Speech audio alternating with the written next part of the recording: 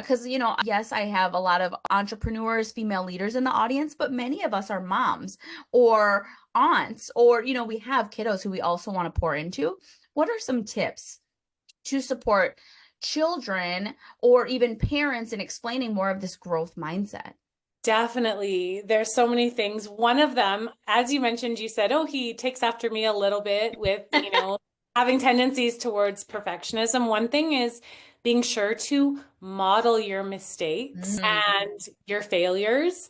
And, like we think that we have to be kind of like, I'm the mom, so I have to have this image with my child, but showing them like, oh my goodness, like I took a wrong turn and now we're totally lost. And then talking through it and being like, actually, look what we learned from this. I took a wrong turn, but look at how it actually helped us to see this new neighborhood. And I didn't know that this neighborhood even existed.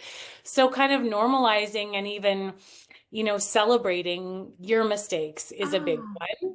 I love Um, that. yeah, and also it's brain science that when kids make mistakes, when adults make mistakes, it actually like causes our neurons to fire in our brain and it makes new connections. So actually being open with kids about this, it's like, you know what? When you Oh. get stuck on something, something really important is happening in your brain and it's actually stretching your brain. So, we want to celebrate failures. One thing that I always teach my Yes. kiddos is the word fail is first attempt in learning. Mm. So it's not about getting it right the first time. It's about the process and how that's helping you. It's actually stretching your brain.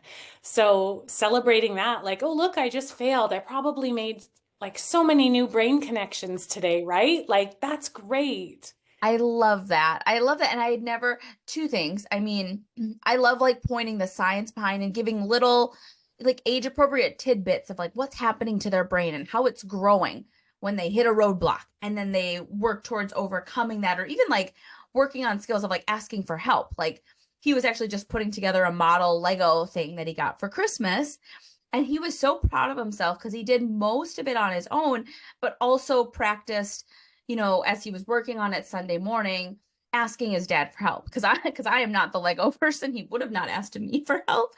But it was great. Like, he had to like, oh, dad, I reached the spot. And my husband would be like, well, did you try a couple things first and then I'll come over? So that was like a great way to start modeling, like asking for help. So it's not going to go right the first time.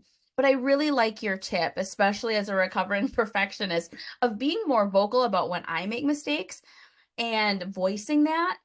I think for me, having done the inner work, it's not so, I'm like processing it as you're sharing that tip. And I would say it's not so much that I like try to hide it now. I almost just think sometimes, as parents, we almost live our two separate lives. Here's my work life. And I do that when he's at school.